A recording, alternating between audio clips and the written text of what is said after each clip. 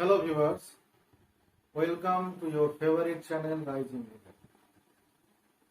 আজকে আমাদের এই ইন্টেলেকচুয়াল প্রপার্টির এই ক্লাসে আমরা জেনে নেব ট্রেডমার্ক সম্পর্কে বেশ কিছু গুরুত্বপূর্ণ বিষয়, অর্থাৎ an overview on trademark. প্রথমে আপনাদেরকে বলি যে ইন্টেলেকচুয়াল প্রপার্টির যে কতগুলো ভাগ রয়েছে তার মধ্যে ট্রেডমার্ক হচ্ছে একটা অন্যতম। বর্তমানে ধরুন যে ট্রেডমার্ক যেটা রয়েছে এটা ট্রেড অ্যান্ড মার্কেন্ডাইজ মার্ক অ্যাক্ট 1999, এই জায়গাটাই আপনার বিভিন্ন ইউনিভার্সিটিতে এখন পড়ানো হয়। কাজে এই অ্যাক্টটা নিয়ে আমরা কয়েকটা গুরুত্বপূর্ণ বিষয় নিয়ে আলোচনা করি।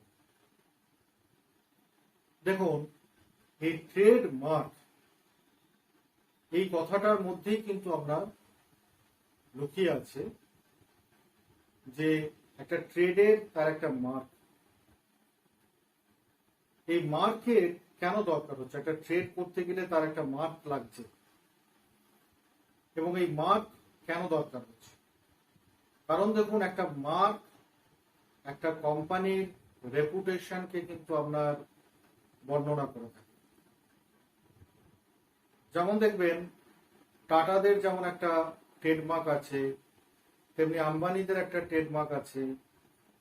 সেই সঙ্গে আপনার আরো অনেক কোম্পানি, যেমন ধরুন জিন্দালদের একটা ট্রেডমার্ক আছে, কোকোকোলা, পেপসি, ম্যাকডোনাল্ড, লেভিস জিন, অ্যাডিডাস, পুমা, প্রত্যেকটা কোম্পানির কিন্তু একটা নিজস্ব ট্রেডমার্ক আছে। এবারে প্রশ্নটা হচ্ছে যে এই ট্রেডমার্ক কিন্তু যেহেতু একটা কোম্পানিকে রিপ্রেজেন্ট করে এবং একটা মার্কের উপরে কিন্তু একটা কোম্পানির রেপুটেশন রয়েছে, এবং সেই মার্কের উপরে কিন্তু কোম্পানির কমার্শিয়ালাইজেশনের প্রশ্নটা চলে আসছে। সেই জন্য এই ট্রেডমার্ক কিন্তু খুবই ভাইটাল। যেহেতু এই 21st সেঞ্চুরি আপনার একটা লিবারালাইজেশন, গ্লোবালাইজেশনের যুগ, এবং এটা একটা ইন্ডাস্ট্রিয়ালাইজেশনের যুগ। আমাদের ইন্ডিয়াতে শুধুমাত্র যে ইন্ডিয়ান কোম্পানিগুলো রয়েছে তা নয়, আমাদের ইন্ডিয়াতে 49% এফডিআই ইনভেস্টমেন্টও রয়েছে। সেই জন্য দেখবেন যে আমাদের দেশে যেমন চীনা কোম্পানি, সেই সঙ্গে আপনার জাপানি company, Russian company, American company, এরাও কিন্তু ইন্ডিয়াতে কিন্তু তারা অ্যাকচুয়ালি ব্যবসা করতে এসছে। প্রসঙ্গত উল্লেখ করা যায়, যেমন ধরুন আমেরিকার একটা কোম্পানি ম্যাকডোনাল্ড, তাদের কিন্তু ইন্ডিয়াতে বেশ ভালো প্রসার রয়েছে, তাদের নিজস্ব আপনার ট্রেডমার্ক রয়েছে। সেই সঙ্গে আপনার এই স্যামসাং, স্যামসুই, অ্যাপেল, এই যে আমরা ধরুন নোকিয়া, যেগুলো আমরা সবাই কিন্তু এই সচরাচর কিন্তু অভ্যস্ত, যেগুলো আপনার পুরো আপনার আইটি সেক্টর বা মোবাইল সেক্টরকে আমরা পুরো গ্রাস করে নিচ্ছি। সেই সঙ্গে দেখুন অ্যাডিডাস, যে আপনার জুতো, শু, পুমা শু এবং টি শার্ট, এগুলো সমস্ত কিন্তু আপনার বাইরের কোম্পানি, যারা কিন্তু ইন্ডিয়াতে আপনার মার্কেট করছে। তো ভিউয়ার্স, এখান থেকে আশা করে যে বুঝতে পারছেন যে ট্রেডমার্কে প্রত্যেকটা যে কোম্পানি আছে তাদের মার্কটা আপনার কতটা ভাইটাল, কতটা গুরুত্বপূর্ণ, এবং কেন তাদেরকে আপনার ট্রেডমার্ক নিতে হয়। এবারে দেখুন, আমরা যদি এই ট্রেড অ্যান্ড মার্কেন্টাইজ মার্ক 1999-এ যাই, তাহলে এখানে ট্রেডমার্কের যে ডেফিনেশনটা দিচ্ছে ঠিক এরকম। A trademark is a visual representation attached to goods for the purpose of indicating their trade origin. তাহলে এখানে পরিষ্কার বলা হচ্ছে যে ট্রেডমার্কটা হচ্ছে একটা ভিজুয়াল রিপ্রেজেন্টেশন, যেটা লোকে দেখলেই আপনারা বুঝতে পারবেন, এবং সেই মার্কটা কিন্তু সেই কোম্পানিকে রিপ্রেজেন্ট করছে, যেটা গুডসের সাথে অ্যাটাচ থাকে। এবং এর উদ্দেশ্যটা কি না, এর উদ্দেশ্যটা হচ্ছে যে যারা কনজিউমার আছে তাদেরকে বোঝানো যে এই ট্রেডটার অরিজিন কোথা থেকে হলো, ট্রেডটা এসছে কোথা থেকে। যেমন ধরুন ফর এক্সাম্পল ম্যাকডোনাল্ড কোম্পানিকে দেখলেই আপনার লোকে বলে দেবে যে এটা আমেরিকান কোম্পানি। তেমনি অ্যাপেলের আপনার লোগো দেখলেই বলে দেবে যে এটা একটা আমেরিকান কোম্পানি। আবার স্যামসাং, স্যামসুই এগুলো দেখলে তারা বলে দেবে যে এগুলো কোন দেশ থেকে আমাদের এই ইন্ডিয়াতে মার্কেট করতেছে। তো ভিউয়ার্স, ট্রেডমার্ক কিন্তু একটা খুবই ইম্পর্টেন্ট জায়গা। এবারে দেখুন, আমরা একটা ছোট্ট একটা এক্সাম্পল নেব এক্ষেত্রে।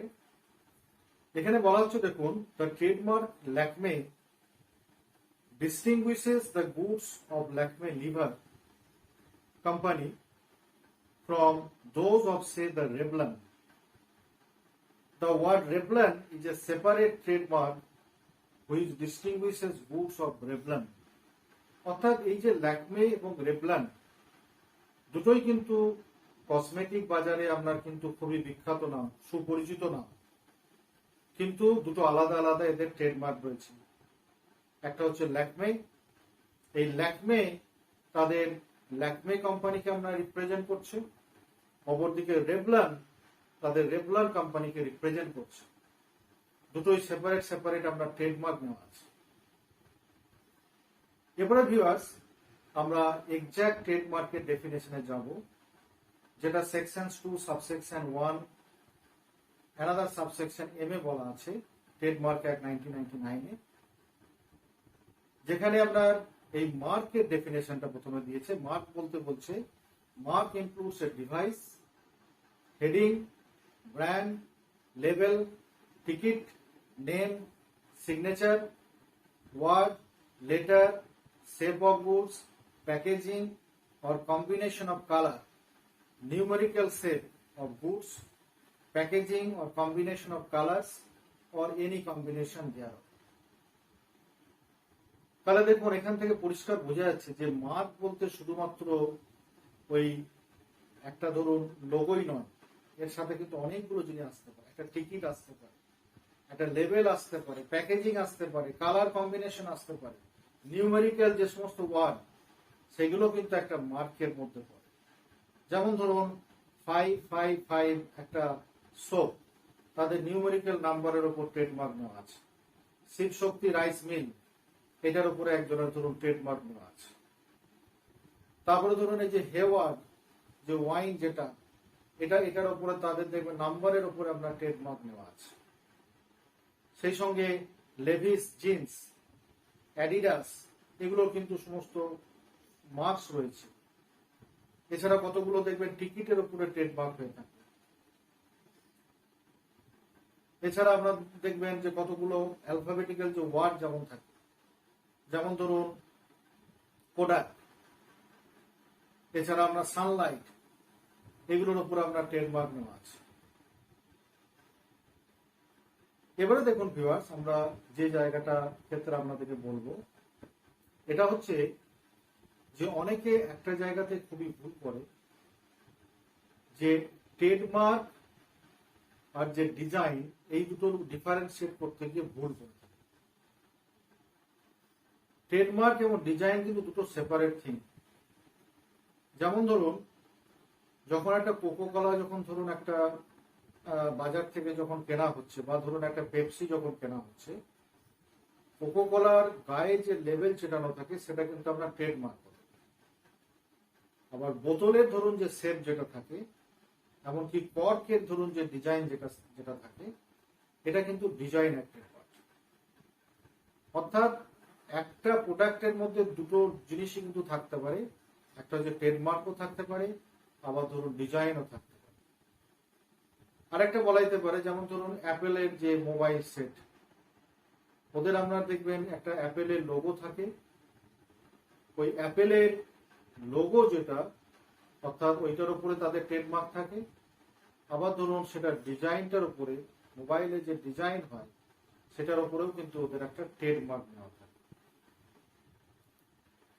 এরপরে ভিউয়ার্স, এই যে ট্রেডমার্ক, এই ট্রেডমার্ক ধরুন যখন কোন একটা ব্যক্তি ট্রেডমার্ক চাইবেন, ওনাকে কিন্তু সেই রেজিস্টার্ড অফিসে অ্যাপ্লিকেশন করতে হবে।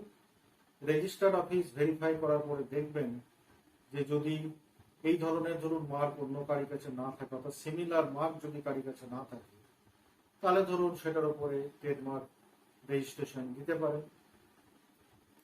এক্ষেত্রে আপনাদেরকে আরো বলি, ট্রেডমার্ক কিন্তু রেজিস্টার্ড এবং আনরেজিস্টার্ড দুটো অবস্থাতেই কিন্তু চালানো যায়। কিন্তু রেজিস্টার্ড ট্রেডমার্কের যে সুবিধাটা হচ্ছে, যখন ধরুন কোনো ইনফ্রিঞ্জমেন্টের প্রশ্ন আসবে, তখন অরিজিনাল যিনি ওনার, তার যদি সেই মার্কটা যদি রেজিস্টার্ড করা থাকে, এটা কিন্তু একটা এভিডেন্সের পার্ট হবে এবং তার পক্ষে কিন্তু ম্যাটারটা ডিল করা সহজ হবে। আনরেজিস্টার্ড ট্রেডমার্ক যেগুলো থাকে, যখন যদি ওই ব্যক্তি যদি কোনো রকম সমস্যায় পড়েন, তখন ধরুন সেটা ওনাকে এস্টাবলিশ করার ক্ষেত্রে কিন্তু একটা কষ্টসাধ্য হয়। কারণ বার্ডেন অফ প্রুফ পুরোটাই সেই ব্যক্তির ওপর লাই করে, তাকেই এটা প্রুভ করতে হবে যে এটা উনি ওনার নিজস্ব ধরুন ট্রেডমার্ক, উনি নিজে দীর্ঘদিন ধরে এটা ব্যবহার করছেন এবং এটা ধরুন ইনফ্রিঞ্জ হয়ে যায়। এই সমস্ত ব্যাপারগুলো যেগুলো আনরেজিস্টার্ড থাকে তার উপরেই বার্ডেন অফ প্রুফ থাকে, তাকে প্রুভ করতে হবে। এটা ভিউয়ার্স রেজিস্টার্ড এবং আনরেজিস্টার্ড ট্রেডমার্কের সুবিধা এবং অসুবিধা। এরপরে আমরা যে জায়গাটাতে আসবো, যে ট্রেডমার্ক যদি ধরুন কারোর পারমিশন ছাড়া যদি ইউজ করা হয়, কোনো মার্ক বা লোগো যদি ধরুন কারোর পারমিশন ছাড়া বা কেউ যদি ডুপ্লিকেট করে যদি ধরুন কারোর যদি লোগোকে যদি ব্যবহার করে, কারোর যদি ধরুন লেবেল বা প্যাকেজিং বা টিকিটকে যদি ব্যবহার করে, তাহলে সেটা কিন্তু ট্রেডমার্কের ইনফ্রিঞ্জমেন্টের পার্ট হবে। এবং এই ট্রেডমার্কেও কিন্তু বোথ আপনার সিভিল এবং ক্রিমিনাল রেসপন্সিবিলিটি আছে। সিভিল রেসপন্সিবিলিটি হিসেবে ইনজাংশন, ড্যামেজেস আপনার আসবে, অপরদিকে ক্রিমিনাল আপনার রেসপন্সিবিলিটি হিসেবে পানিশমেন্ট এবং ফাইন, বোথ উইল লাই। তো ভিউয়ার্স, এই ছিল আমাদের আজকের আলোচনা and overall view of trademark. আশা করা যায় এ ব্যাপারে আপনারা একটা পরিষ্কার ধারণা পেয়েছেন। পরিশেষে আমাদের এই রাইজিং লিগ্যাল চ্যানেলে আপনাদের সাপোর্টের জন্য আপনাদেরকে অসংখ্য ধন্যবাদ। সকলে ভালো থাকুন, সুস্থ থাকুন।